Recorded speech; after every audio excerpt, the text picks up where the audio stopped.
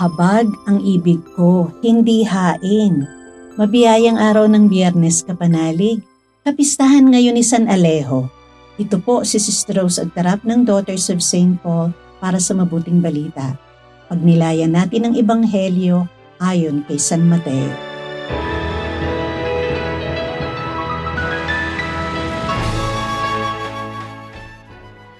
Naglakad si Jesus sa mga taniman ng trigo, minsang araw ng pahinga.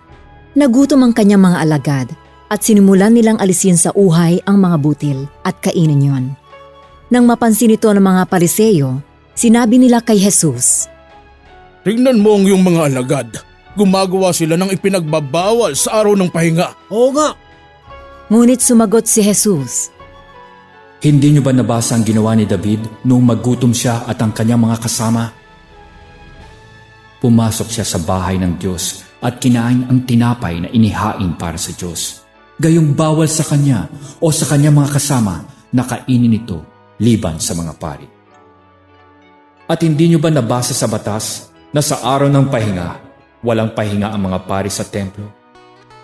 Pero wala silang kasalanan dahil dito. Sinasabi ko naman sa inyo, dito'y may mas dakila pa sa templo.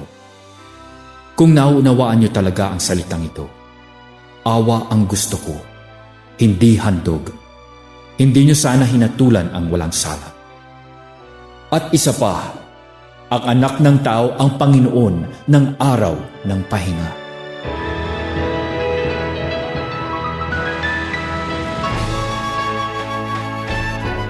Ang mga alagad ni Jesus ay namitas ng uhay at kumain ng mga butil dahil gutom sila.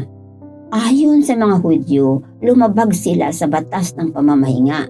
Ipinagtanggol ni Jesus ang mga alagad at pinaalaala na ang batas ay para sa tao, hindi ang tao para sa batas. Habag ang ibig ko at hindi hain, sabi ni Jesus. Ang habag ay isang napakagandang emosyon na nagtutulad sa atin sa Diyos, sapagkat ang Diyos ay mahabagin. Dahil sa habag, pinadala ng Ama ang kanyang bugtong na anak upang iligtas tayo sa kapahamakan. Ang pagliligtas na yan ay nauulit araw-araw dahil nagkakasala tayo araw-araw. Gusto nating mahalin ang Diyos at tuparin ang kanyang kalooban. Ngunit kadalasan nananaig ang pagkamakasarili at katigasan ng loob. Salamat sa Diyos dahil ang kanyang habag ay walang hanggan. Tuwing tayo nagsisisi, pinatatawad niya tayo at patuloy na minamahal. Kung paano tayo kinahahabagan ng Diyos, ganoon rin ang gusto niyang gawin natin sa ating kapwa. May mga pagkakataon na ang ating kapwa ay nakagawa ng masama sa atin. Katulad natin, nahihikayat rin sila sa kasamaan at palaging nadudulas sa panalig. Handa ka bang magpatawad at magmahal? Kung ang sagot mo ay oo, magiging daluyan ka ng habag ng Diyos. Sa iyo, masasalamin ang Diyos na maawain. Pinagpala ang mga maaawain sapagkat magkakamit sila ng awa. Manalangin tayo. Panginoon, palitan mo ang aming pusong mapanghusga at mapagparusa. Gawain mo itong replika ng iyong puso. Mahabagin, maunawain, at mapagmahal.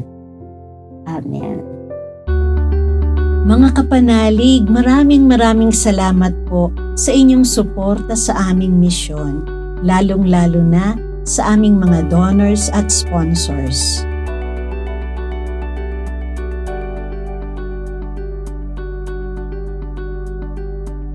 Subscribe, like, share, and follow po lines sa aming social media accounts. Patuloy po kaming humihingi ng inyong tulong upang maipagpatuloy ang programang ito. Maaari po ninyong ipadala ang inyong love offerings at donasyon sa aming donations channels. Ipadala po ninyo ang inyong mga intensyon at kahilingan at makakaasa kayo na isasama namin kayong lagi sa aming panalangin araw-araw. Ito pong muli si Sister Rose na nag-aanyaya sa inyong manalangin kay San Benito. Mahal na San Benito, hinihiling ko na sa pamamagitan ng iyong banal na pagpapala, pangalagaan mo ako, ang aking mga mahal sa buhay at ang aming tahanan ngayon at araw-araw upang hindi kami mahiwalay kay Jesus at Maria. Iligtas mo kami sa lahat ng tukso, espiritual na pang-aapi at pisikal na karamdaman. Hinihiling namin ito sa ngalan ni Jesucristong aming Panginoon. Amen.